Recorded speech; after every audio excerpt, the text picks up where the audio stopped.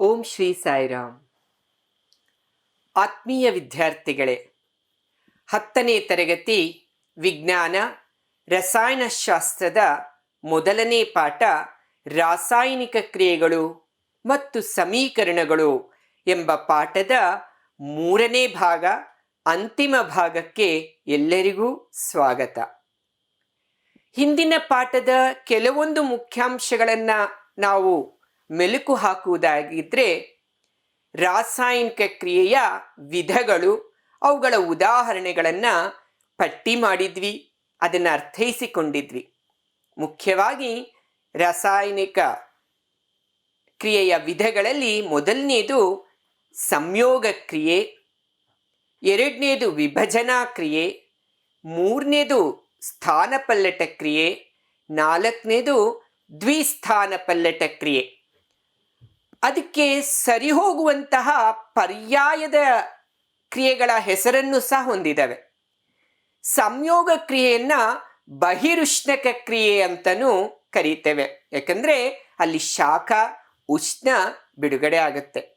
ವಿಭಜನೆ ಕ್ರಿಯೆಯನ್ನ ಅಂತರುಷ್ಣಕ ಕ್ರಿಯೆ ಅಂತಲೂ ಕರೀತೇವೆ, ಏಕೆ ಅಂದರೆ ಅಲ್ಲಿ ಉಷ್ಣ ಅಥವಾ ಶಾಖವನ್ನ ಹೀರಿಕೊಳ್ಳುತ್ತೆ.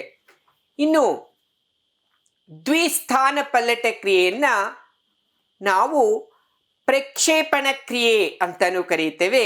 ಅಲ್ಲಿ ಒಂದು ಉತ್ಪನ್ನ ಏನು ಉತ್ಪತ್ತಿ ಆಗುತ್ತೆ ಅದು ಕರಗದೇ ಇರ್ತಕ್ಕಂಥ ಲವಣ ಉಂಟಾಗಿರುತ್ತದೆ. ಇದನ್ನೆಲ್ಲ ತಿಳ್ಕೊಂಡು ಮನೆ ಕೆಲಸವನ್ನ ಮನನ ಮಾಡುವುದಕ್ಕಾಗಿ ನೀಡಿತ್ತು.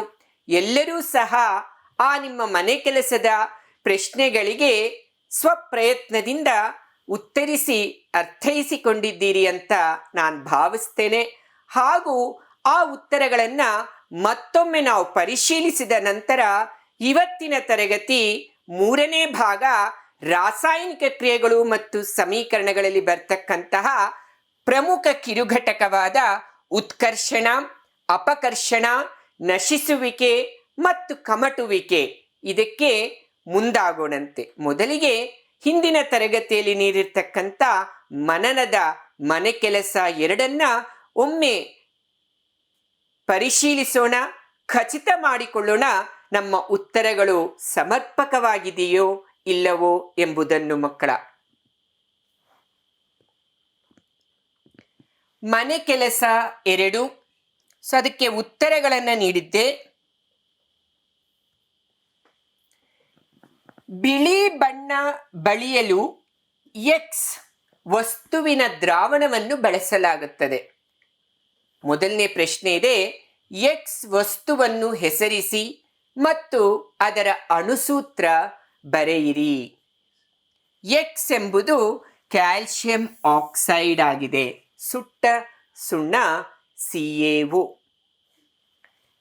ನೀರಿನೊಂದಿಗೆ ಮೇಲೆ ಹೆಸರಿಸಿದ ಎಕ್ಸ್ರಲ್ಲಿ ವಸ್ತುವಿನ ಕ್ರಿಯೆ ಬರೆಯಿರಿ. ಕ್ಯಾಲ್ಸಿಯಂ ಆಕ್ಸೈಡ್ ಘನವಸ್ತು, ನೀರು ದ್ರಾವಣ, ಜಲ. ನೀರಿನೊಟ್ಟಿಗೆ ವರ್ತಿಸಿದಾಗ ಕ್ಯಾಲ್ಸಿಯಂ ಹೈಡ್ರಾಕ್ಸೈಡ್ ಅರಳಿದ ಸುಣ್ಣ, ಸುಟ್ಟ ಸುಣ್ಣ ನೀರಿನೊಂದಿಗೆ ವರ್ತಿಸಿದಾಗ ಅದು ಅರಳಿದ ಸುಣ್ಣ ಉಂಟಾಗುತ್ತೆ, ಉಷ್ಣ ಬಿಡುಗಡೆ ಆಗುತ್ತೆ. ಇದು ಇದರ ಉತ್ತರ.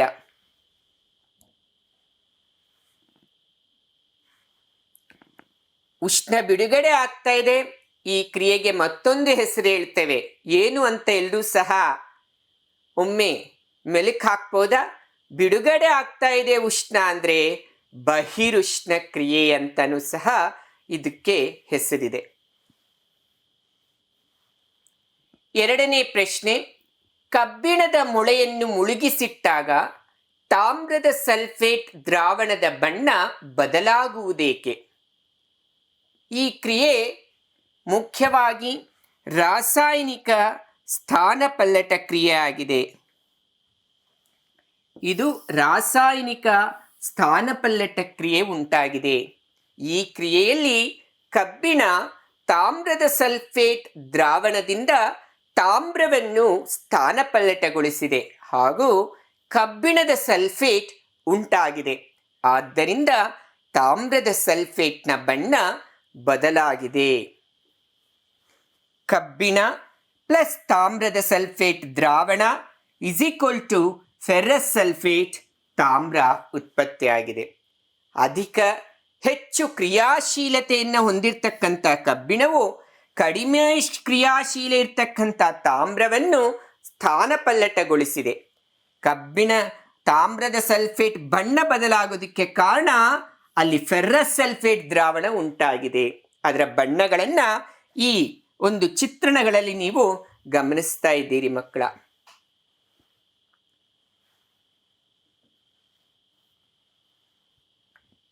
ಪ್ರಕ್ಷೇಪಣ ಕ್ರಿಯೆ ಎಂದರೇನು? ಉದಾಹರಣೆಯೊಂದಿಗೆ ವಿವರಿಸಿ. ಈ ಪ್ರಕ್ಷೇಪಣ ಕ್ರಿಯೆ ಅಂದ ತಕ್ಷಣ ನಿಮಗೆಲ್ಲ ಈಗಾಗಲೇ ನೆನಪಾಗಿರುತ್ತೆ, ದ್ವಿಸ್ಥಾನ ಪಲ್ಲಟ ಕ್ರಿಯೆ ಇದು. ಕರಗುವ ಲವಣಗಳನ್ನು ಹೊಂದಿರುವ ಎರಡು ದ್ರಾವಣಗಳನ್ನು ಸಂಯೋಜಿಸಿದಾಗ ಕರಗದ ಉಪ್ಪು ಉತ್ಪತ್ತಿಯಾಗುವ ಕ್ರಿಯೆಯನ್ನು ಪ್ರಕ್ಷೇಪಣ ಕ್ರಿಯೆ ಎಂದು ಕರೆಯಲಾಗುತ್ತದೆ.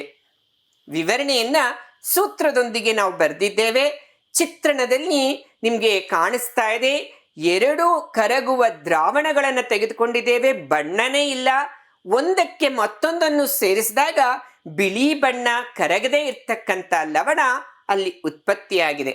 Sodium sulphate plus barium chloride gives barium sulphate and sodium chloride. ಇದು ಈ ಪ್ರಶ್ನೆಗೆ ಉತ್ತರ.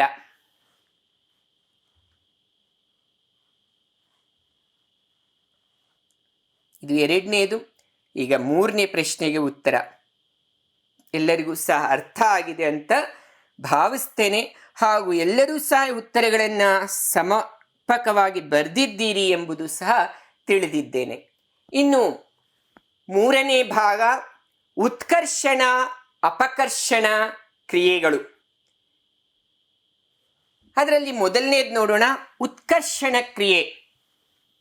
ಉತ್ಕರ್ಷಣ ಕ್ರಿಯೆ ಅಂತ ಹೇಳಿದ್ರೆ ಒಂದು ರಾಸಾಯನಿಕ ಕ್ರಿಯೆಯಲ್ಲಿ ಆಮ್ಲಜನಕವು ಸೇರ್ಪಡೆಯಾದರೆ ಅದನ್ನು ಉತ್ಕರ್ಷಣ ಕ್ರಿಯೆ ಅಂತ ನಾವು ಕರೆಯುತ್ತೇವೆ.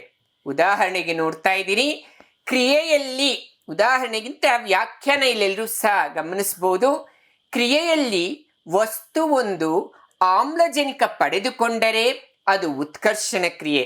ಈ ಕ್ರಿಯೆಯಲ್ಲಿ ಧಾತುವು ಎಲೆಕ್ಟ್ರಾನ್ ಕಳೆದುಕೊಳ್ಳುತ್ತದೆ ಹಾಗೂ ಧನ ವಿದ್ಯುದಂಶ ಹೊಂದುತ್ತದೆ. ಸರಳವಾಗಿ ನೀವು ನೆನಪಿಸ್ಕೋಬೇಕಾಗಿದ್ರೆ ಉತ್ಕರ್ಷಣ ಕ್ರಿಯೆ ಎಂದರೇನು? ಯಾವುದೇ ರಾಸಾಯನಿಕ ಕ್ರಿಯೆಯಲ್ಲಿ ಆಮ್ಲಜನಕವು ಸೇರ್ಪಡೆಯಾದರೆ ಅಂಥ ಕ್ರಿಯೆಯನ್ನು ಉತ್ಕರ್ಷಣ ಕ್ರಿಯೆ ಎಂದು ಕರೆಯುತ್ತೇವೆ. ಉದಾಹರಣೆ, ಇಲ್ಲಿ ನಾವು ಉದಾಹರಣೆಯನ್ನು ಗಮನಿಸಿಬಿಟ್ರೆ ನಿಮ್ಗೆಲ್ಲರಿಗೂ ಸಹ ಇದು ಸ್ಪಷ್ಟವಾಗುತ್ತೆ. ಉದಾಹರಣೆ ಮೆಗ್ನೀಷಿಯಂ. ಆ ಮೆಗ್ನೀಷಿಯಂ ಜೊತೆಗೆ ನಾವು ಆಮ್ಲಜನಕ ಅಥವಾ ಮೆಗ್ನೀಷಿಯಂಗೆ ಗಾಳಿಯೊಂದಿಗೆ ಹಾಯಿಸಿದ್ದೇವೆ. ಆಗ ನಮಗೆ ಮೆಗ್ನೀಷಿಯಂ ಆಕ್ಸೈಡ್ ಉಂಟಾಗಿದೆ. ಇಲ್ಲಿ ಆಮ್ಲಜನಕವು ಮೆಗ್ನೀಷಿಯಂ ಜೊತೆಗೆ ಸೇರ್ಕೊಂಡಿದೆ. ಆದ ಕಾರಣ ಈ ಕ್ರಿಯೆಯನ್ನು ನಾವು ಉತ್ಕರ್ಷಣ ಕ್ರಿಯೆ ಅಂತ ಕರೀತೇವೆ.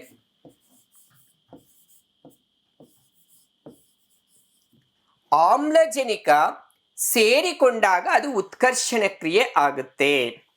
ಇದನ್ನ ಆಂಗ್ಲ ಭಾಷೆಯಲ್ಲಿ ಆಕ್ಸಿಡೇಷನ್ ಅಂತಾನು ಕರೀತೇವೆ. Oxidation, addition of oxygen in any chemical reaction is oxidation. ಯಾವಾಗ ಈ ಆಮ್ಲಜನಕ ಸೇರ್ಪಡೆ ಆಗುತ್ತೆ? ಯಾವಾಗ ಆ ಕ್ರಿಯೆಯನ್ನ ಉಂಟು ಮಾಡ್ತಕ್ಕಂಥ ಒಂದು ಮತ್ತೊಂದು ರಾಸಾಯನಿಕ ಪದಾರ್ಥ ಇದೆಯೋ ಅದು ಎಲೆಕ್ಟ್ರಾನ್ ಅನ್ನ ಕಳೆದುಕೊಂಡಾಗ. ಎಲೆಕ್ಟ್ರಾನ್ ಕಳೆದುಕೊಳ್ಳೋದಂದ್ರೆ ಎಲ್ಲಾ ಲೋಹಗಳು ಎಲೆಕ್ಟ್ರಾನ್ಗಳನ್ನು ಕಳೆದುಕೊಳ್ತವೆ. ಎಂತ ಎಲೆಕ್ಟ್ರಾನ್ ಕಳೆದುಕೊಳ್ತವೆ? ನೀವು ಇದೆಲ್ಲವನ್ನು ಸಹ 9ನೇ ತರಗತಿಯಲ್ಲಿ ತಿಳಿದಿದ್ದೀರಿ. ಎಲೆಕ್ಟ್ರಾನ್ ವಿನ್ಯಾಸ, ಸ್ವತಂತ್ರ ಅಥವಾ ವ್ಯಾಲೆನ್ಸಿ ಎಲೆಕ್ಟ್ರಾನುಗಳು, ಕವಚ ಉಪಕವಚಗಳು ಪೂರ್ಣಗೊಂಡಿಲ್ಲ ಅಂದ್ರೆ ಅವು ಸ್ವತಂತ್ರವಾಗಿ ತಮ್ಮ ಕಕ್ಷೆಯಲ್ಲಿ ಚಲಿಸ್ತಾ ಇರ್ತವೆ, ಅವು ಕಳೆದುಕೊಳ್ತವೆ. ಇಲ್ಲಿ ಮೆಗ್ನೀಷಿಯಂ 2 ಎಲೆಕ್ಟ್ರಾನ್ಗಳನ್ನು ಕಳೆದುಕೊಳ್ಳುತ್ತೆ. ಆದ ಕಾರಣ ನಮಗೆ ಮೆಗ್ನೀಷಿಯಂ ಆಕ್ಸೈಡ್ ಉಂಟಾಗುತ್ತೆ. ನೋಡಿ, ಮತ್ತೊಮ್ಮೆ ಅದರ ಕ್ರಿಯೆಯನ್ನ ನಿಮಗೆ ಇನ್ನೊಂದು ಸರಿ ಸ್ಪಷ್ಟೀಕರಿಸ್ತೇನೆ. ಮೆಗ್ನೀಷಿಯಂ ಒಂದು ಲೋಹ. ಈ ಮೆಗ್ನೀಷಿಯಂಗೆ ನಾನು ಬರೀತಾ, ಇದು ನಿಮಗೆ ಅವಶ್ಯಕತೆ, ಇದು ಹಿಂದಿನ ತರಗತಿಯಲ್ಲಿ ತಿಳಿದಿದ್ರಿ, ಆದರೆ ಎಲೆಕ್ಟ್ರಾನ್ ಕಳೆದುಕೊಳ್ಳುತ್ತೆ ಎಂಬುದಕ್ಕೆ ನಿಮ್ಗೆ ಇಲ್ಲಿ ಉದಾಹರಣೆಯನ್ನು ವಿವರಿಸ್ತಾ ಇದ್ದೇನೆ. 1s2, 2s2, 2p6, 3s2. So ಇಲ್ಲಿ ಮೊದಲನೇ ಕವಚ ಸಾಮರ್ಥ್ಯ k = 2 ಪೂರ್ಣಗೊಂಡಿದೆ. ಎರಡನೇ ಕವಚ L, ಇದರ ಸಾಮರ್ಥ್ಯ 8, ಇದು ಪೂರ್ಣಗೊಂಡಿದೆ. ಮೂರನೇ ಕವಚ M, ಇದರ ಸಾಮರ್ಥ್ಯ 18, ಇದು ಪೂರ್ಣಗೊಂಡಿಲ್ಲ. ಆದ ಕಾರಣ ಇಲ್ಲಿ ಸ್ವತಂತ್ರ ಎಲೆಕ್ಟ್ರಾನು 2 ಇದೆ. ಅದಕ್ಕೆ ನಾವು ಯಾವಾಗಲೂ ಬರೆಯುವಾಗ Mg2+ ಅಂತ ಬರೀತೇವೆ. ಅಂದರೆ ಅದು 2 ಎಲೆಕ್ಟ್ರಾನ್ಗಳನ್ನು ಕಳೆದುಕೊಂಡಿದೆ. ಆ 2 ಎಲೆಕ್ಟ್ರಾನ್ ಎಲ್ಲ ಹೋಯ್ತು? ಮತ್ತೊಂದು ನೋಡೋಣಂತೆ. ಇಲ್ಲಿ ಆಮ್ಲಜನಕ Z ಪರಮಾಣು ಸಂಖ್ಯೆ, Z ಅಂದರೆ ಸಂಕೇತ Z ಅಂತೀವಿ, ಪರಮಾಣು ಸಂಖ್ಯೆಯ ಸಂಕೇತ Z ಅಂತ ಕರಿತೇವೆ. 8 ಆಕ್ಸಿಜನ್ನ ಪರಮಾಣು ಸಂಖ್ಯೆ, 1s2, 2s2, 2p4. ಇದರಲ್ಲಿ ನಾವು ನೋಡಿದಾಗ K ಪೂರ್ಣಗೊಂಡಿದೆ, ಆದರೆ L 8, ಇಲ್ಲಿ ಕೇವಲ 6 ಇದೆ. ಸೊ ಪೂರ್ಣಗೊಂಡಿಲ್ಲ. ಸೊ 8 ಆಗಬೇಕಾದ್ರೆ 2 ಸೇರ್ಕೋಬೇಕಾಗತ್ತೆ. ಆ 2 ಮೆಗ್ನೀಷಿಯಂ ಕೊಡುತ್ತೆ ಆಕ್ಸಿಜನ್ಗೆ. ಆದ ಕಾರಣ ಈ ಮೆಗ್ನೀಷಿಯಂನಲ್ಲಿರ್ತಕ್ಕಂಥ 2 ಎಲೆಕ್ಟ್ರಾನ್ಗಳು ಆಮ್ಲಜನಕ ತೆಗೆದುಕೊಂಡು ಅಷ್ಟಕ ವಿನ್ಯಾಸ ಹೊಂದುತ್ತೆ. ಮೆಗ್ನೀಷಿಯಮು ಸಹ ಈ 2 ಕಳ್ಕೊಂಡು ಅಷ್ಟಕ ವಿನ್ಯಾಸ ಹೊಂದುತ್ತೆ. ನಿಮಗೆ ತಿಳಿದಿದೆ, NS2 NP6 ವಿನ್ಯಾಸ, ಆಕ್ಟೇಟ್ ಕಾನ್ಫಿಗರೇಷನ್, ಅಷ್ಟಕ ವಿನ್ಯಾಸ, ಸ್ಥಿರತೆಯನ್ನು ಹೊಂದಿರುತ್ತವೆ ಪರಮಾಣುಗಳು. ಆದ ಕಾರಣ 2 ಅಷ್ಟಕ ವಿನ್ಯಾಸವನ್ನು ಹೊಂದುವುದಕ್ಕಾಗಿಯೇ ಒಂದು ಕಳ್ಕೊಳ್ಳುತ್ತೆ, ಒಂದು ಪಡ್ಕೊಳ್ಳುತ್ತೆ. ಇಲ್ಲಿ ಆಮ್ಲಜನಕವನ್ನು ಮೆಗ್ನೀಷಿಯಂ ಸೇರಿಸ್ಕೊಳ್ಳುತ್ತೆ, ಅದಕ್ಕೆ ಇದು ಉತ್ಕರ್ಷಣೆ. ಮೆಗ್ನೀಷಿಯಂ ಎಲೆಕ್ಟ್ರಾನ್ ಅನ್ನು ಕಳ್ಕೊಳ್ಳುತ್ತೆ, ಅದಕ್ಕೆ ಉತ್ಕರ್ಷಣೆ. ಎಲೆಕ್ಟ್ರಾನ್ ಅಂದರೆ ಋಣ ವಿದ್ಯುದಂಶ. ಯಾವಾಗ ನೆಗೆಟಿವ್ಸ್ ಹೊರಟೋಗ್ತಾವೋ ಪಾಸಿಟಿವ್ ಜಾಸ್ತಿ ಆಗುತ್ತೆ. ಅದನ್ನೇ ನಾವು ಧನ ವಿದ್ಯುದಂಶ ಹೊಂದುತ್ತೆ. ಎಲೆಕ್ಟ್ರಾನ್ ಕಳ್ಕೊಂಡಾಗ ಅವು ಧನ ವಿದ್ಯುದಂಶ ಹೊಂದುತ್ತೆ ಎಂಬುದನ್ನು ಸಹ ನಾವಿಲ್ಲಿ ಅರ್ಥೈಸಿಕೊಂಡಿದ್ದೇವೆ. ಉತ್ಕರ್ಷಣ ಕ್ರಿಯೆ ಮತ್ತೊಮ್ಮೆ, ಆಮ್ಲಜನಕವು ಸೇರ್ಪಡೆ ಆಗ್ತಕ್ಕಂಥ ಕ್ರಿಯೆಗಳನ್ನ ಉತ್ಕರ್ಷಣ ಕ್ರಿಯೆ ಅಂತ ಕರೀತೇವೆ. ಈ ಉತ್ಕರ್ಷಣ ಕ್ರಿಯೆಯಲ್ಲಿ ಎಲೆಕ್ಟ್ರಾನುಗಳು ಕಳೆದುಕೊಳ್ತವೆ, ಧನ ವಿದ್ಯುದಂಶ ಹೊಂದುತ್ತವೆ. ಎಲೆಕ್ಟ್ರಾನ್ ಕಳ್ಕೊಂತಾ ಇದೆ ಅಂತ ಹೇಳಿದ್ರೆ ಎಲ್ಲಾ ಲೋಹಗಳು ಆಮ್ಲಜನಕದೊಂದಿಗೆ ಸೇರ್ತವೆ, ಲೋಹದ ಆಕ್ಸೈಡ್ಗಳು ಉಂಟಾಗ್ತವೆ. ಆ ಲೋಹಗಳು ಎಲೆಕ್ಟ್ರಾನ್ ಕಳ್ಕೊಳ್ತವೆ, ಆಮ್ಲಜನಕ ಆ ಕಳ್ಕೊಂಡಿರೋ ಎಲೆಕ್ಟ್ರಾನ್ ಅನ್ನು ಪಡ್ಕೊಳ್ಳುತ್ತೆ. ಆದ ಕಾರಣ ಉತ್ಕರ್ಷಣ ಕ್ರಿಯೆಯಲ್ಲಿ ಆಮ್ಲಜನಕ ಸೇರ್ಪಡೆಯಾಗುವ ಕ್ರಿಯೆ. ಅಪಕರ್ಷಣ ಕ್ರಿಯೆ ಅದಕ್ಕೆ ತದ್ವಿರುದ್ಧ. ಅಪಕರ್ಷಣ ಕ್ರಿಯೆ, ಇಂಗ್ಲಿಷ್ನಲ್ಲಿ ಈ ಅಪಕರ್ಷಣ ಕ್ರಿಯೆಯನ್ನ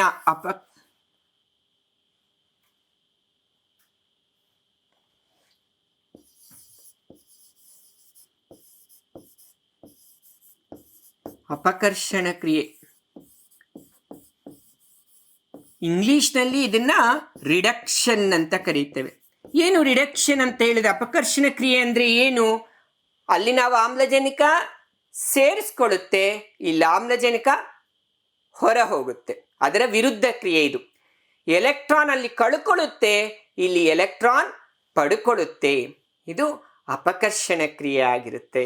ಆದ ಕಾರಣ ಯಾವ ಕ್ರಿಯೆಯಲ್ಲಿ ವಸ್ತುವೊಂದು ಆಮ್ಲಜನಕ ಕಳೆದುಕೊಂಡರೆ ಅದು ಅಪಕರ್ಷಣ ಕ್ರಿಯೆ. ಇಲ್ಲಿ ಧಾತುವು ಎಲೆಕ್ಟ್ರಾನ್ ಪಡೆದುಕೊಳ್ಳುತ್ತದೆ ಹಾಗೂ ಋಣ ವಿದ್ಯುದಂಶ ಹೊಂದುತ್ತದೆ. ಋಣ ವಿದ್ಯುದಂಶ ಹೊಂದುತ್ತದೆ. ಇದನ್ನು ನಾವು ಅಪಕರ್ಷಣ ಕ್ರಿಯೆ ಅಂತ ಕರೀತೇವೆ.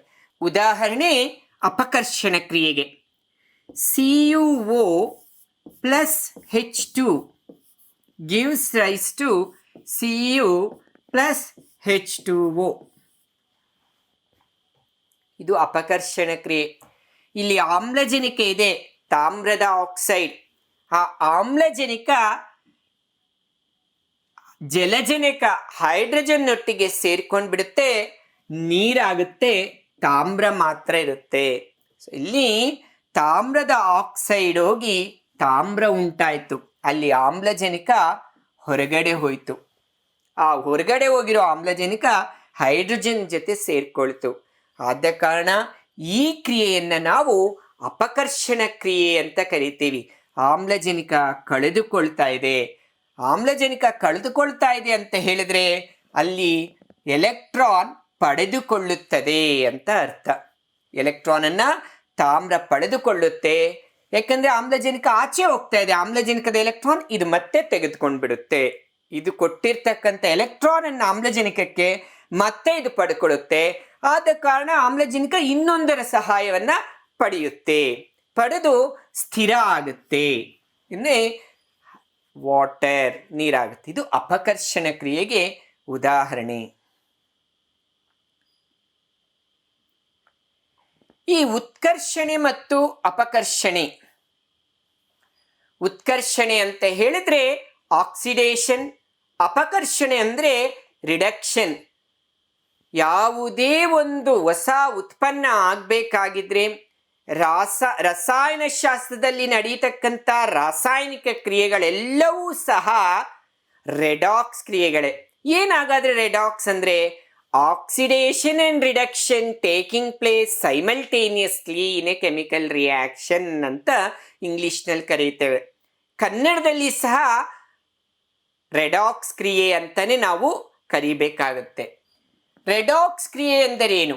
ಒಂದೇ ರಾಸಾಯನಿಕ ಕ್ರಿಯೆಯಲ್ಲಿ ಉತ್ಕರ್ಷಣೆ ಮತ್ತು ಅಪಕರ್ಷಣೆ ಏಕಕಾಲದಲ್ಲಿ, ಇದು ವೆರಿ ಇಂಪಾರ್ಟೆಂಟ್ ಆಗಿರ್ತಕ್ಕಂಥ ಪದ. ಏಕಕಾಲದಲ್ಲಿ ಒಂದೇ ರಾಸಾಯನಿಕ ಕ್ರಿಯೆ ನೋಡಿ, ಒಂದೇ ರಾಸಾಯನಿಕ ಕ್ರಿಯೆಯಲ್ಲಿ ಉತ್ಕರ್ಷಣೆ ಮತ್ತು ಅಪಕರ್ಷಣೆ ಏಕಕಾಲದಲ್ಲಿ ನಡೆಯುವ ಕ್ರಿಯೆಗೆ ರೆಡಾಕ್ಸ್ ಕ್ರಿಯೆ ಅಂತ ನಾವು ಕರೀತೇವೆ. ಅದಕ್ಕೆ ಉದಾಹರಣೆ ಇಲ್ಲಿ ನೀವೆಲ್ಲರೂ ಸಹ ಗಮನಿಸ್ತಾ ಇದ್ದೀರಿ. ಇಲ್ಲಿ ಆಂಗ್ಲ ಭಾಷೆಯಲ್ಲಿ ವಿವರಿಸಿದ್ದಾರೆ, ಅದು ನಿಮಗೆ ಉಪಯೋಗ ಎಂಬುದು ಈಗಾಗಲೇ ತಿಳಿಸಿದ್ದೇನೆ. ಮುಂದಿನ ಉನ್ನತ ತರಗತಿಗಳಿಗೆ ತುಂಬ ನಿಮಗೆ ಬೆಂಬಲ ಹಾಗೂ ತುಂಬ ಉಪಯೋಗ ಆಗುತ್ತೆ. CuO plus H2 gives Cu plus H2O. ಇಲ್ಲಿ ನೋಡಿ, ಹೈಡ್ರೋಜನ್ಗೆ ಆಕ್ಸಿಜನ್ ಸೇರ್ಕೊಂಡಿದೆ, ಆದ ಕಾರಣ ಇದು ಹೈಡ್ರೋಜನ್ ಅಂಡರ್ಗಾನ್ ಆಕ್ಸಿಡೇಷನ್. ಅದೇ ಕಾಪರ್ ಆಕ್ಸೈಡ್ನಲ್ಲಿ ಆಕ್ಸಿಜನ್ ಹೊರಗಡೆ ಹೋಗಿದೆ, ಆದ ಕಾರಣ ರಿಡಕ್ಷನ್. ಏನು ರಿಡಕ್ಷನ್ ಅಂದ್ರೆ ಅಪಕರ್ಷಣೆ.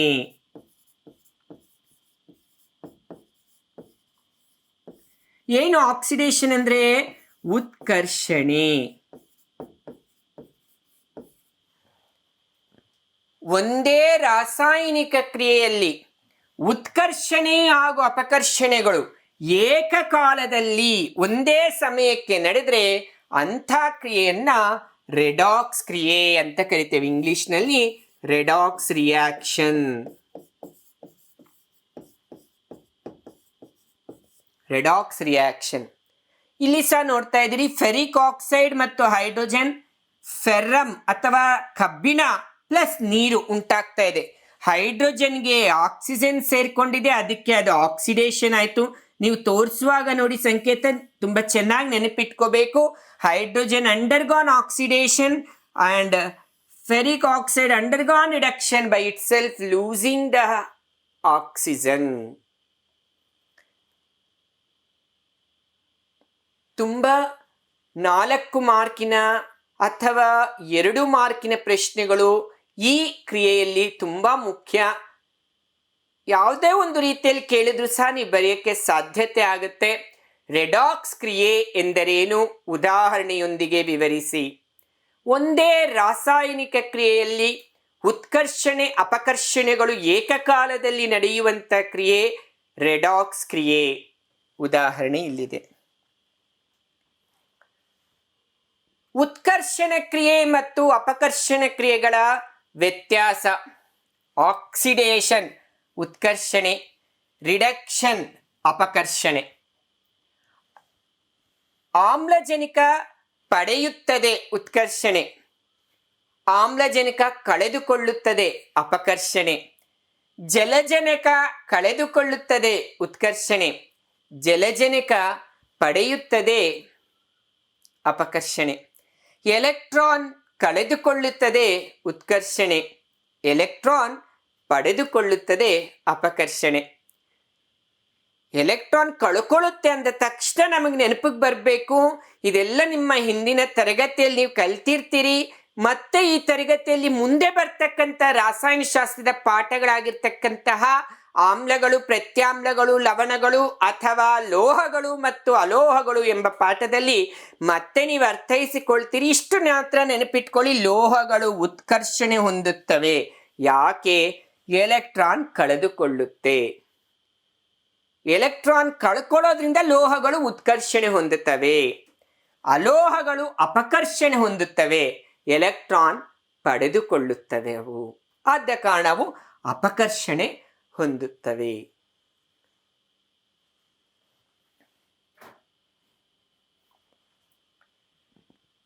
ಈ ಉತ್ಕರ್ಷಣೆ ಅಪಕರ್ಷಣೆಗಳಿಂದಲೇ ಉಪಯೋಗನೂ ಇದೆ, ದುರುಪಯೋಗನೂ ಇದೆ.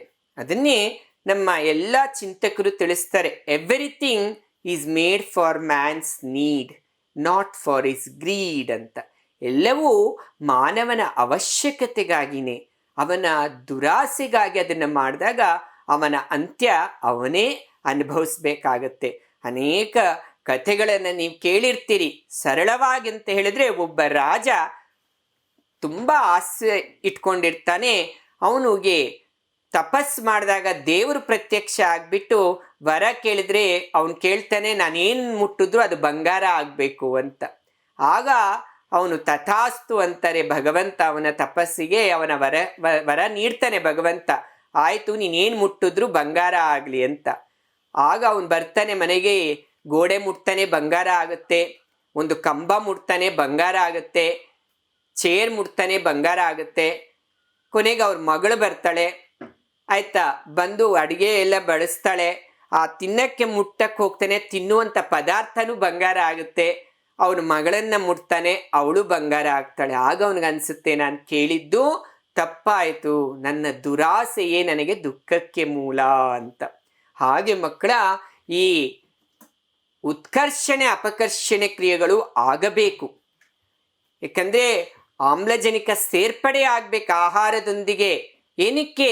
ಉಸಿರಾಟ ಅಥವಾ ಶ್ವಾಸಕ್ರಿಯೆ ಆಗ್ತಾ ಶಕ್ತಿ ಬಿಡುಗಡೆ ಆಗಕ್ಕೆ. ಆದರೆ ಅಧಿಕವಾಗಿ ಅದು ಆದಾಗ ಅಲ್ಲಿ ಸಹ ದೋಷಗಳು ಕಂಡು ಬರ್ತವೆ. ಅದನ್ನೇ ಉತ್ಕರ್ಷಣೆ ಅಪಕರ್ಷಣೆ ಕ್ರಿಯೆಗಳು ಸಮರ್ಪಕವಾಗಿ ನಡೆಯದಿದ್ದಲ್ಲಿ, ಅಥವಾ ಅಧಿಕ ಸಮಯ ನಡೆದಲ್ಲಿ, ಅಥವಾ ಕಡಿಮೆ ಸಮಯ ನಡೆದಲ್ಲಿ ಕೆಲವೊಂದು ತೊಂದರೆಗಳು ನಾವು ಅನುಭವಿಸ್ಬೇಕಾಗತ್ತೆ. ಅವುಗಳಲ್ಲಿರ್ತಕ್ಕಂಥದ್ದು ನಶಿಸುವಿಕೆ ಮತ್ತು ಕಮಟುವಿಕೆ. ಅದರಲ್ಲೂ ಅಪಕರ್ಷಣೆಗಿಂತ ಉತ್ಕರ್ಷಣಾ ಕ್ರಿಯೆಯ ಪರಿಣಾಮಗಳು ಜಾಸ್ತಿ ಇರ್ತವೆ ದೈನಂದಿನ ಜೀವನದಲ್ಲಿ.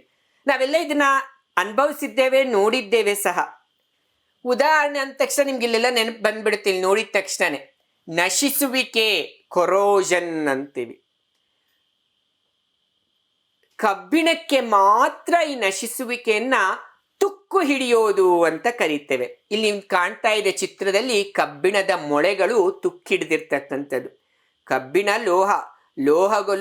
ಲೋಹಗಳು ಘನ ಹಾಗೂ ತುಂಬಾ ಗಟ್ಟಿ. ಆದರೆ ತುಕ್ಕಿಡಿದಾಗ ಅಷ್ಟೇ ಅವು ಸಡಿಲ ಆಗ್ತವೆ. ನಶಿಸುವಿಕೆ ಕಬ್ಬಿಣವನ್ನ ನಾವು ತುಕ್ಕು ಹಿಡಿಯೋದು ಅಂತ ಕರಿತೇವೆ. ಉಳಿದ ಎಲ್ಲ ಲೋಹಗಳಿಗೆ ನಶಿಸುವಿಕೆ ಅಂತ ಕರಿತೇವೆ. ಲೋಹವನ್ನು ಅದರ ಸುತ್ತಲಿನ ಪದಾರ್ಥಗಳಾದ ತೇವಾಂಶ, ಆಮ್ಲಗಳು ಇತ್ಯಾದಿಗಳಿಂದ ಆಕ್ರಮಣ ಮಾಡಿದಾಗ ಅದನ್ನು ನಾಶಪಡಿಸುತ್ತದೆ ಎಂದು ಹೇಳಲಾಗುತ್ತದೆ. ಮತ್ತು ಈ ಪ್ರಕ್ರಿಯೆಯನ್ನು ತುಕ್ಕು ಎಂದು ಕರೆಯಲಾಗುತ್ತದೆ. ಅಥವಾ ನೀರು, ಗಾಳಿ ಮತ್ತು ರಾಸಾಯನಿಕಗಳ ಕ್ರಿಯೆಯಿಂದ ಲೋಹದ ಮೇಲ್ಮೈಯನ್ನು ನಿಧಾನವಾಗಿ ತಿನ್ನುವ ಪ್ರಕ್ರಿಯೆ. ಇನ್ನೂ ಸುಲಭ ಹೇಳಬೇಕಂದ್ರೆ ಗಾಳಿ, ತೇವಾಂಶ, ಲೋಹಗಳೊಟ್ಟಿಗೆ ಸೇರಿದಾಗ ಲೋಹಗಳು ತಮ್ಮ ಲಕ್ಷಣಗಳನ್ನು ಕಳೆದುಕೊಳ್ಳೋದೇ ನಶಿಸುವಿಕೆ. ಅದರಲ್ಲೂ ಕಬ್ಬಿಣ ಗಾಳಿ ಮತ್ತು ನೀರಿನೊಟ್ಟಿಗೆ ಸೇರಿದಾಗ ತುಕ್ಕಿಡಿಯುತ್ತೆ, ರಸ್ಟ್ ಅಂತ ಹೇಳ್ತೀವಿ ನಾವು. ಅದನ್ನೇ ನಮ್ಮ ಚಿಂತಕರು ಅನೇಕ ಶಿವಶರಣರು ಹೇಳ್ತಾರೆ, ಒಬ್ಬ ಮನುಷ್ಯನಲ್ಲಿ ಸಹ ಈ ತುಕ್ಕಿರುತ್ತಂತೆ. ರಸ್ಟ್, ಡಸ್ಟ್, ಲಸ್ಟ್ ಅಂತ ಹೇಳ್ತಾರೆ ಇಂಗ್ಲಿಷ್ನಲ್ಲಿ. ಆ ಮೂರನ್ನು ನಾವು ಬಿಟ್ಟಾಗ ನಾವು ಮಾಧವರಾಗ್ತೇವೆ, ಮಾನವತ್ವ ದೈವತ್ವ ಹೊಂದುತ್ತೆ ಅಂತ ಹೇಳ್ತಾರೆ. ಏನು ಈ ರಸ್ಟು, ಡಸ್ಟು, ಲಸ್ಟ್? ಅದುವೇ ತಮೋಗುಣ. ಆ ತಮೋಗುಣ ಹಾಗೂ ಅಧಿಕವಾದ ರಜೋಗುಣ. ಅಧಿಕ ರಜೋಗುಣ ವೈರಿತ್ವ, ದ್ವೇಷ, ಮತ್ಸರ. ಇನ್ನು ತಮೋಗುಣ ಜಡತೆ, ಆಲಸ್ಯ, ನಿದ್ರೆ, ಇವೆಲ್ಲವೂ ಸಹ ತಮೋಗುಣ. ಇಂಥ ರಜೋಗುಣ ತಮೋಗುಣಗಳನ್ನು ನಾವು ಬಿಟ್ಟಾಗ ಸತ್ವಗುಣವನ್ನ ನಾವು ಹೊಂದುತ್ತೇವೆ. ಅದನ್ನೇ ನಶಿಸುವಿಕೆ ನಮ್ಮಲ್ಲಿ ಸಹ ಆಗ್ತಾ ಇರುತ್ತೆ. ಇಲ್ಲಿ ಕಬ್ಬಿಣದ್ದು ಒಂದು ಉದಾಹರಣೆ ಕೊಟ್ಟಿದ್ದೇವೆ ನಶಿಸುವಿಕೆಗೆ. ಆಮ್ಲಜನಕ ಮತ್ತು ತೇವಾಂಶದ ಕ್ರಿಯೆಯಿಂದ ಕಬ್ಬಿಣವು ನಾಶವಾಗುತ್ತದೆ. ಇದನ್ನೇ ತುಕ್ಕು ಹಿಡಿಯೋದು ಅಂತ ನಾವು ಕರೀತೇವೆ. ಇಂಗಾಲದ ಡೈಆಕ್ಸೈಡ್ನ ಕ್ರಿಯೆಯಿಂದ ತಾಮ್ರವು ನಾಶವಾಗುತ್ತದೆ.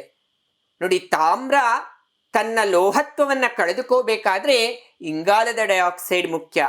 ಕಬ್ಬಿಣ ತನ್ನ ಲೋಹತ್ವವನ್ನು ಕಳೆದುಕೊಳ್ಬೇಕಾಗಿದ್ರೆ ಆಮ್ಲಜನಕ ಮತ್ತು ತೇವಾಂಶ. ಗಂಧಕದ ಕ್ರಿಯೆಯಿಂದ ಬೆಳ್ಳಿ ನಾಶ ಆಗುತ್ತೆ. ಬೆಳ್ಳಿ ಪಾತ್ರೆಗಳು ನೋಡಿರ್ತೀರಿ, ಬೆಳ್ಳಿ ಹೊಳಿಬೇಕು. ಅದೇ ಕೆಲವು ಬೆಳ್ಳಿ ಪಾತ್ರೆಗಳಲ್ಲಿ ನಾವು ಲಕ್ಷಣಗಳು ನೀವು ಇಲ್ಲಿ ಕಾಣ್ತಾ ಇದ್ದೀನಿ ನೋಡಿ, ಇದು ಕಬ್ಬಿಣ ತುಕ್ಕಿಡ್ದಿರ್ತಕ್ಕಂಥದ್ದು ಚಿತ್ರಣದಲ್ಲಿ ನಿಮಗೆ ಸಿಗ್ತಾ ಇದೆ. ಇಲ್ಲಿ ತಾಮ್ರ, ಇಲ್ಲಿ ಬೆಳ್ಳಿ. ಆ ಬೆಳ್ಳಿ ತುಕ್ಕಿಡಿದಾಗ ಯಾವ ರೀತಿ ಕಾಣಿಸುತ್ತೆ ಅಂತ. ಸೊ ಗಂಧಕದ ಕ್ರಿಯೆಯಿಂದ ಬೆಳ್ಳಿ ತುಕ್ಕಿಡಿಯುತ್ತೆ, ಬೆಳ್ಳಿ ನಶಿಸುವಿಕೆ. ಇಂಗಾಲದ ಡೈಆಕ್ಸೈಡ್ ಇಂದ ತಾಮ್ರವು ನಶಿಸುವಿಕೆ ಆಗುತ್ತೆ. ಆಮ್ಲಜನಕ ತೇವಾಂಶದಿಂದ ಕಬ್ಬಿಣವು ನಾಶವಾಗುತ್ತೆ. ಇದು ಲೋಹಗಳ ಕ್ರಿಯೆಗಳು. ಗಾಳಿ, ತೇವಾಂಶ ಮತ್ತು ಆಮ್ಲಗಳ ಕ್ರಿಯೆಯಿಂದ ಲೋಹತ್ವ ಕಳೆದುಕೊಳ್ತಕ್ಕಂಥ ವಿಧಾನ ನಶಿಸುವಿಕೆ. ಈ ನಶಿಸುವಿಕೆಗೆ ಉದಾಹರಣೆ ತಾಮ್ರದ ಮೇಲೆ ಹಸಿರು ಲೇಪನ, ಬೆಳ್ಳಿಯ ಮೇಲೆ ಕಪ್ಪು ಲೇಪನ, ಕಬ್ಬಿಣದ ವಸ್ತುಗಳ ಮೇಲೆ ಕೆಂಪು ಮಿಶ್ರಿತ ಕಂದು ಪದರ. ನಮ್ಗೆ ಹೇಗೆ ಗೊತ್ತಾಗುತ್ತೆ ನಶಿಸುವಿಕೆ ಆಗ್ತಾ ಇದೆ ಅಂತ ಹೇಳಿ? ಈ ಚಿತ್ರಣಗಳು ನೀವು ಗಮನಿಸಿದ್ರೆ ನಿಮಗೆ ತಿಳಿದು ಬಿಡುತ್ತೆ ನಶಿಸುವಿಕೆಗೆ ಉದಾಹರಣೆಗಳು. ಈಗಾಗಲೇ ನಮ್ಮ ಇಲ್ಲೆಲ್ಲ ನೀವು ನೋಡ್ತೀರಿ, liberty, the goddess of liberty ನೋಡಿದಿರಿ. ಸ್ಪೂನುಗಳು, ಬೆಳ್ಳಿ ಸ್ಪೂನುಗಳು ಯಾವ ರೀತಿ ಆಗಿದ್ದಾವೆ, ಮೊಳೆಗಳು ಯಾವ ರೀತಿ ಆಗಿದ್ದಾವೆ. ಇದು ಉತ್ಕರ್ಷಣ ಕ್ರಿಯೆಯ ಅಧಿಕತೆಯಿಂದ ಆಗಿರ್ತಕ್ಕಂಥದ್ದು. ಲೋಹಗಳ ನಶಿಸುವಿಕೆಯನ್ನು ತಡೆಗಟ್ಟುವ ವಿಧಾನ. ಹಾಗಾದ್ರೆ ನಾವು ಈ ನಶಿಸುವಿಕೆಯನ್ನ, ಈ ತುಕ್ಕು ಹಿಡಿಯೋದನ್ನ, ಲೋಹಗಳು ತಮ್ಮ ಹೊಳಪನ್ನ, ತಮ್ಮ ಗಡುಸುತನವನ್ನ ಉಳಿಸ್ಕೋಬೇಕಾಗಿದ್ರೆ ಏನ್ ಮಾಡ್ಬೇಕು? ನಾವು ಬಳಸಿರ್ತಕ್ಕಂಥ ಲೋಹದಗಳಿಗೆ ನಾವು ಬಣ್ಣ ಬಳಿಬೇಕು. ತೆಗೆದುಕೊಂಡಿರೋ ಲೋಹಗಳಿಗೆ ಬಣ್ಣ ಬಳಿದಾಗ ಅಲ್ಲಿ ತುಕ್ಕಿಡಿಯಲ್ಲ. ಹಾಗೂ ಮತ್ತೊಂದು ಇದೆ, ಬಣ್ಣ ಬಳಿಯುವುದು, ವಿದ್ಯುತ್ ಲೇಪನ, ಟಿನ್ನಿಂಗ್, ಗ್ಯಾಲ್ವನೀಕರಣ, ಗ್ರೀಸ್ ಹಚ್ಚುವುದು, ಎಣ್ಣೆ ಸವರುವುದು. Very important. ಈ ನಶಿಸುವಿಕೆಯನ್ನು ತಡೆಗಟ್ಟುವ ವಿಧಾನಗಳು ನೋಡಿ. ವಿದ್ಯುತ್ ಶಕ್ತಿಯನ್ನ ಹಾಯಿಸೋದ್ರಿಂದ ನಶಿಸುವಿಕೆ ತಡೆಗಟ್ತೇವೆ, ಹಾಗೂ ಬಣ್ಣ ಬಳಿಯೋದ್ರಿಂದ ತಡೆಗಟ್ತೇವೆ. ಟಿನ್ನಿಂಗ್ ಅಂತ ಹೇಳಿದ್ರೆ ಜಿಂಕ್ ಎಂಬ ದ್ರಾವಣದಲ್ಲಿ ನಾವು ಲೋಹವನ್ನ ಕುದಿಸ್ಬೇಕು, ಹಾಗೂ ಅದನ್ನಂತೀವಿ ಗ್ಯಾಲ್ವೆನೀಕರಣ, ಗ್ರೀಸ್ ಹಚ್ಚೋದು, ಎಣ್ಣೆ ಸವರುವುದು. ಈ ಎಲ್ಲ ವಿಧಾನಗಳಿಂದ ನಶಿಸುವಿಕೆಯನ್ನು ನಾವು ತಡೆಯೋದಕ್ಕೆ ಸಾಧ್ಯತೆ ಆಗುತ್ತೆ.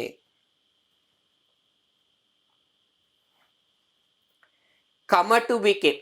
ಈ ಕಮಟುವಿಕೆ ಅಂತ ಹೇಳಿದ್ರೆ ಓವರ್ ಆಕ್ಸಿಡೇಷನ್ ಆಫ್ ಫುಡ್ ಅಂತ ಹೇಳ್ತೀವಿ ಇಂಗ್ಲಿಷ್ನಲ್ಲಿ. ಕನ್ನಡದಲ್ಲಿ ಅಧಿಕ ಉತ್ಕರ್ಷಣ ಕ್ರಿಯೆಯಿಂದ ತಿನ್ನುವಂತಹ, ಬಳಸುವಂತಹ ದೈನಂದಿನ ಚಟುವಟಿಕೆಗಳಲ್ಲಿ ಆಹಾರ ಪದಾರ್ಥಗಳಾಗಲಿ ಅಥವಾ ಎಣ್ಣೆ ಪದಾರ್ಥಗಳಾಗಲಿ, ಕೊಬ್ಬಿನ ಪದಾರ್ಥಗಳಾಗಲಿ ಅವುಗಳು ಅಧಿಕ ಉತ್ಕರ್ಷಣೆ ಆದಾಗ ಹಾಳಾಗ್ತವೆ, ವಾಸನೆ ಬರುತ್ತೆ, ಹಾಗೂ ಅವುಗಳ ನಿಜವಾದ ರುಚಿ ಸಿಗೋದಿಲ್ಲ. ಉದಾಹರಣೆಗೆ 10 ವರ್ಷ ಕೊಬ್ಬರಿ ಎಣ್ಣೆ ಇಟ್ಟಿರ್ತಕ್ಕಂಥದ್ದನ್ನ ನೀವು ತಲೆಗೆ ಹಚ್ಕೊಳಕ್ಕೆ ಆ ಕೊಬ್ಬರಿ ಎಣ್ಣೆ ತೆಗೆದ್ರೆ ನಿಜವಾದ ಕೊಬ್ಬರಿಯ ಒಂದು ವಾಸನೆ ಬರೋದಿಲ್ಲ, ಅದು ಕಮಟುವಿಕೆ ವಾಸನೆ ಬರುತ್ತೆ. ಅದನ್ನೇ ದೀರ್ಘಕಾಲ ಬಳಸದೆ ಉಳಿದಿರುವ ಕೊಬ್ಬುಗಳು ಮತ್ತು ತೈಲಗಳು ಆಕ್ಸಿಡೀಕರಣಗೊಂಡು ಉತ್ಕರ್ಷಣೆಗೊಂಡು ರ್ಯಾನ್ಸಿಡ್ ಆಗುತ್ತವೆ.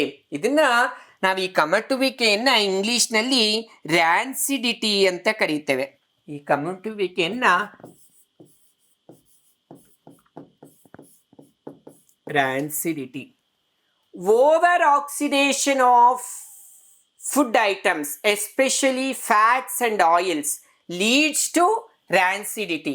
ಪರಿಣಾಮವಾಗಿ ಅದರ ವಾಸನೆ ಮತ್ತು ರುಚಿ ಬದಲಾಗುತ್ತೆ. ಈ ಪ್ರಕ್ರಿಯೆಯನ್ನು ಕಮಟುವಿಕೆ ಎಂದು ಕರೆಯುತ್ತೇವೆ.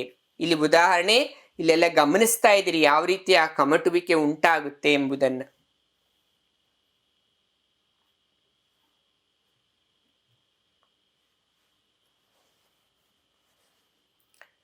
ಈ ಕಮಟುವಿಕೆಯ ನಿವಾರಣೆ ನಾವು ಹೇಗೆ ಮಾಡೋಕ್ಕಾಗುತ್ತೆ? ಉತ್ಕರ್ಷಣೆಯನ್ನು ತಡೆಗಟ್ಟುವ ವಸ್ತುಗಳನ್ನು ಪ್ರತಿ ಉತ್ಕರ್ಷಕಗಳು ಎಂದು ಕರೆಯಲಾಗುತ್ತದೆ, antioxidants. To reduce excess oxidation we use antioxidants. ನೈಜ ಸ್ಥಿತಿಯ ಆಂಟಿ ಆಕ್ಸಿಡೆಂಟ್ಸ್ ಇಲ್ಲಿ ನೀವು ಗಮನಿಸ್ತಾ ಇದ್ರೆ ಚಿತ್ರದಲ್ಲಿರ್ತಕ್ಕಂಥ ತರಕಾರಿ ಹಣ್ಣುಗಳನ್ನು ಗಮನಿಸಿದ್ರೆ ನೈಜವಾಗಿ ನಮ್ಮ ದೇಹಕ್ಕೂ ಬೇಕು ಆಂಟಿ ಆಕ್ಸಿಡೆಂಟ್ಸ್. ಬೆಳ್ಳುಳ್ಳಿ ನೀವು ಗಮನಿಸ್ತಾ ಇದ್ರಿ, ಟೊಮೆಟೊ, ಕ್ಯಾಪ್ಸಿಕಮ್, ದೊಡ್ಡ ಮೆಣಸಿನ್ಕಾಯಿ ಇದೆ, ಬಾದಾಮಿ ಇದೆ, ಕಪ್ಪು ದ್ರಾಕ್ಷಿ ಇದೆ, ಪಾಲಕ್ ಸೊಪ್ಪಿದೆ, ಶುಂಠಿ ಇದೆ. ಇವೆಲ್ಲ ನೈಜವಾದ ಆಂಟಿ ಆಕ್ಸಿಡೆಂಟ್ಸ್. ಅದನ್ನೇ ಪ್ರತಿ ಉತ್ಕರ್ಷಕಗಳು ಅಂತ ಕರೀತೇವೆ ನಾವು. ಇನ್ನು ಇಲ್ಲಿ ನೀವೊಂದು ಆಂಟಿ ಆಕ್ಸಿಡೆಂಟ್ಸ್ಗೆ ಉದಾಹರಣೆಗಳನ್ನು ನೀವಿಲ್ಲಿ ನೋಡ್ತಾ ಇದ್ದೀರಿ. Vitamin E, palm oil and sunflower oil, ಸೂರ್ಯಕಾಂತಿ ಎಣ್ಣೆ, ಹಾಗೂ ಇನ್ನು vitamin C, fruit juices and cured meat. Sodium citrate ice ಕ್ರೀಮ್ನಲ್ಲಿ ನಾವು ನೋಡ್ತೇವೆ. BHA ಬ್ಯೂಟಿಲೇಟೆಡ್ ಹೈಡ್ರಾಕ್ಸಿನೋಲ್, BHT ಬ್ಯೂಟಿಲೇಟೆಡ್ ಹೈಡ್ರಾಕ್ಸಿಟಾಲಿನ್. ಎಲ್ಲ ಧಾನ್ಯಗಳಲ್ಲಿ BHA BHT ನಾವು ದಿನಾ ಅವುಗಳನ್ನು ಬಳಸ್ತಾ ಇದ್ದೀವಿ. ನಮ್ಮ ದೇಹದಲ್ಲಿ ಸಹ ಉತ್ಕರ್ಷಣೆ ಆಗುತ್ತೆ ಎಂಬುದು ನಾನು ನಿಮಗೆ ತಿಳಿಸ್ದೆ ಶ್ವಾಸಕ್ರಿಯೆ ಸಂದರ್ಭದಲ್ಲಿ. ಆ ಉತ್ಕರ್ಷಣೆಯ ಪ್ರಮಾಣವು ಅಧಿಕ ಆಗಬಾರ್ದು. ಅಧಿಕ ಆಗದಲೇ ಇರೋದಕ್ಕೆ ನಾವು ಸೇವಿಸುವ ಆಹಾರ ಪದಾರ್ಥಗಳಲ್ಲಿ ಈ ಪ್ರತಿ ಉತ್ಕರ್ಷಕಗಳು ಇರ್ತವೆ.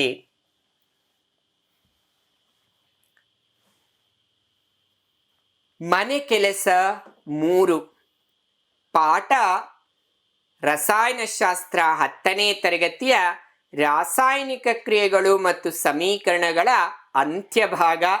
ಹಾಗೂ ಇಲ್ಲಿಗೆ ಈ ಭಾಗ, ಈ ಪಾಠವೇ 10ನೇ ತರಗತಿಯ ಮಟ್ಟಕ್ಕೆ ನಾವು ಅರ್ಥೈಸಿಕೊಂಡಿದ್ದೇವೆ. ಯಾಕಂದ್ರೆ ಜ್ಞಾನ ವಿಶಾಲವಾಗಿರ್ತಕ್ಕಂಥದ್ದು, ಬದಲಾವಣೆ ಆಗ್ತಕ್ಕಂಥದ್ದು. ಆ ಜ್ಞಾನ ತಿಳಿತಾ ಹೋದಂಗೆ ಅದಕ್ಕೆ ಅಂತ್ಯ ಇಲ್ಲ. ಅಂತ್ಯ ಜ್ಞಾನ ಯಾವುದಂದ್ರೆ ಆತ್ಮಜ್ಞಾನ. ಸಾ ವಿದ್ಯಾ ಯಾ ವಿಮುಕ್ತಯೇ ಅಂತ ಹೇಳ್ತೇವೆ. ಯಾವ ವಿದ್ಯೆಯನ್ನು ನಾವು ತಿಳ್ಕೊಳ್ಳೋದ್ರಿಂದ ನಮಗೆ ಮುಕ್ತಿ ಅಥವಾ ಮಾಧವರಾಗ್ತೇವೋ ಅದು ನಿಜವಾದ ವಿದ್ಯೆ, ಅದುವೇ ಆತ್ಮವಿದ್ಯೆ, ಅದುವೇ ಭಗವಂತ ಶಾಶ್ವತ. ಆತ್ಮಕ್ಕೆ ಪರಮಾತ್ಮನೇ ಗತಿ, ದೇಹಕ್ಕೆ ಮಣ್ಣೇ ಗತಿ ಎಂಬುದು ನಾವು ತಿಳ್ಕೋಬೇಕಾಗಿರ್ತಕ್ಕಂಥ ಅಂಶ. ಆದರೆ ಕರ್ಮ ಮಾಡುವಂಥ ಒಂದು ದಿಸೆಯಲ್ಲಿ ನಾವದರ ಯೋಗವನ್ನ, ಆ ಕರ್ಮವನ್ನ ಮಾಡ್ತಾ ಅದನ್ನ ಯೋಗಕ್ಕೆ ಪರಿವರ್ತನೆ ಮಾಡೋದು ಭಗವಂತನಿಗೆ ಅರ್ಪಿಸಿದಾಗ ಎಂಬುದನ್ನು ಈಗಾಗಲೇ ತಿಳಿಸ್ದೆ. ಅಂತ ಕರ್ಮಯೋಗಗಳ ನಾವೆಲ್ಲರೂ ಸಹ ಆಗೋಣ ಎಂಬುದನ್ನು ತಿಳಿಸ್ತಾ ಈ ಪಾಠದ ಅಂತಿಮ ಮನೆ ಕೆಲಸ 3, ಪಾಠವೂ ಸಹ ಮುಕ್ತಾಯ, ಮನೆ ಕೆಲಸವೂ ಸಹ ಮುಕ್ತಾಯ. ಎಣ್ಣೆ ಮತ್ತು ಕೊಬ್ಬು ಹೊಂದಿದ ಆಹಾರ ಪದಾರ್ಥಗಳ ಮೂಲಕ ನೈಟ್ರೋಜನ್ ಹಾಯಿಸುತ್ತಾರೆ ಯಾಕೆ? ಈ ರೆಡಾಕ್ಸ್ ಕ್ರಿಯೆಯನ್ನು ವಿವರಿಸಿ. ನೋಡಿ, ಇಲ್ಲೊಂದು ಕ್ರಿಯೆ ಇದೆ, ವಿವರಿಸಿ ಎಂದ ತಕ್ಷಣ ನೀವು ರೆಡಾಕ್ಸ್ ಕ್ರಿಯೆ ಎಂದರೇನು ಅಂತ ಬರೀತೀರಿ. ರೆಡಾಕ್ಸ್ ಕ್ರಿಯೆಯನ್ನು ಈ ಕ್ರಿಯೆ ಬರೆದ್ಬಿಟ್ಟು ಎಲ್ಲಿ ಆಕ್ಸಿಡೇಷನ್ ಆಗಿದೆ, ಎಲ್ಲಿ ರಿಡಕ್ಷನ್ ಆಗಿದೆ, ಅಂದರೆ ಎಲ್ಲಿ ಉತ್ಕರ್ಷಣೆ ಆಗಿದೆ, ಎಲ್ಲಿ ಅಪಕರ್ಷಣೆ ಆಗಿದೆ ಎಂಬುದನ್ನು ಸಹ ನೀವು ಸೂಚಿಸಬೇಕು. ನಿಮ್ಮ ದೈನಂದಿನ ಕಾರ್ಯಗಳಲ್ಲಿ ನಶಿಸುವಿಕೆ ಹಾಗೂ ಕಮಟುವಿಕೆ, ಇಲ್ಲಿ ಸ್ವಲ್ಪ ಮಟ್ಟಿಗೆ ಟ್ರಿಕ್ನಾಲಜಿಯ ಬಳಕೆಯಾಗಿದೆ, ಕಮಟುವಿಕೆ ಅಂತ ಆಗಬೇಕಲ್ಲಿ. ಆದ ಕಾರಣ ನೀವು ಅದನ್ನೇನು ಹೆಚ್ಚು ಸಮಸ್ಯೆ ಅಂತ ಪರಿಗಣಿಸಬೇಡಿ. ಯಾಕಂದರೆ ಸಮಸ್ಯೆಗಳು ಸಮಸ್ಯೆ ಆಗಿ ಉಳಿತವೆ. ಸಮಸ್ಯೆಗಳಿಗೆ ಪರಿಹಾರವನ್ನು ನಾವು ಹುಡುಕೋದ್ರಿಂದ ನಾವು ಪಾಸಿಟಿವ್ ಕಡೆ, ಆಶಾವಾದಿಗಳ ಕಡೆಗೆ ನಾವು ಹೋಗೋಕ್ಕೆ ಸಾಧ್ಯತೆ ಆಗುತ್ತೆ. ಇಲ್ಲಿ ಕಮಟುವಿಕೆ ಅಂತ ಮಾಡ್ಕೊಳ್ಳಿ. ಉಂಟಾಗುವ ಸನ್ನಿವೇಶಗಳನ್ನು ಪಟ್ಟಿ ಮಾಡಿ. ಮನೆ ಕೆಲಸ 3 ಎಲ್ಲರೂ ಸಹ ಪ್ರಶ್ನೆಗಳನ್ನು ಬರೆದುಕೊಂಡಿದ್ದೀರಿ. ಅದಕ್ಕೆ ಮನನ ಮಾಡಿ, ನಿಧಿಧ್ಯಾಸನ ಮಾಡಿ ಎಂಬುದನ್ನು ತಿಳಿಸ್ತಾ ಈ ಪಾಠ 10ನೇ ತರಗತಿಯ ರಸಾಯನಶಾಸ್ತ್ರ, ರಾಸಾಯನಿಕ ಕ್ರಿಯೆಗಳು ಮತ್ತು ಸಮೀಕರಣಗಳಿಗೆ ಇಲ್ಲಿಗೆ ನಾವು ಮಂಗಳವನ್ನ ಹಾಗೂ ಇಲ್ಲಿಗೆ ಮುಕ್ತಾಯವನ್ನ ಹಾಡ್ತಾ ಇದ್ದೇವೆ. ಆದರೆ ಒಂದನ್ನು ನೆನಪಿಟ್ಕೊಳ್ಳಿ ಮಕ್ಕಳ, ಯಾವ ಒಬ್ಬ ವ್ಯಕ್ತಿಯ ಜೀವನದಲ್ಲಿ ನಾವು ಅತ್ಯುನ್ನತ ಸ್ಥಾನ ಅವನು ಪಡೆದಿದ್ದಾನೆ ಅಂತ ಹೇಳಿದ್ರೆ 2 ಅವನ ಜೊತೆಯಾಗಿ ಇರ್ತವೆ. ಒಂದು ಅವನು ಪಡುವಂಥ ಪರಿಶ್ರಮ, 2 ಅವನಲ್ಲಿರ್ತಕ್ಕಂಥ ಭಗವದ್ ವಿಶ್ವಾಸ. ಈ ಭಗವದ್ ವಿಶ್ವಾಸವನ್ನು ನಾವಿಟ್ಕೊಂಡು ಪರಿಶ್ರಮವನ್ನು ಪಡೋಣ.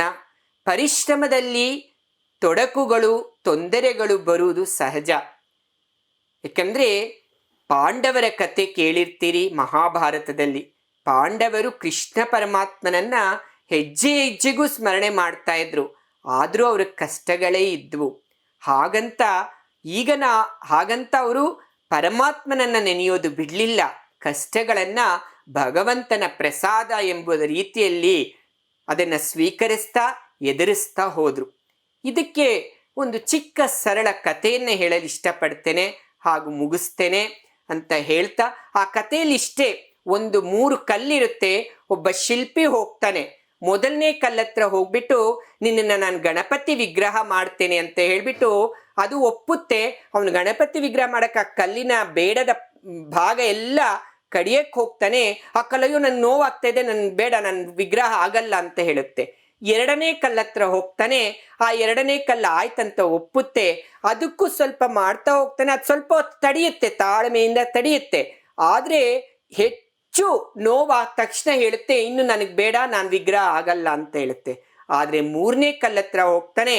3ನೇ ಕಲ್ಲು ತಾಳ್ಮೆ ಸಹನೆಯಿಂದ ಆ ಕೆತ್ತನೆ ಮಾಡ್ತಕ್ಕಂಥ ಶಿಲ್ಪಿಗೆ ನನ್ನನ್ನು ಬಳಸ್ಕೋ, ನನ್ನನ್ನು ಒಳ್ಳೆ ವಿಗ್ರಹ ಮಾಡು ಅಂತ ಹೇಳುತ್ತೆ. ಅವನು ವಿಗ್ರಹ ಮಾಡ್ತಾನೆ. ಒಳ್ಳೆ ಗಣಪತಿ ವಿಗ್ರಹ ಆಗುತ್ತೆ.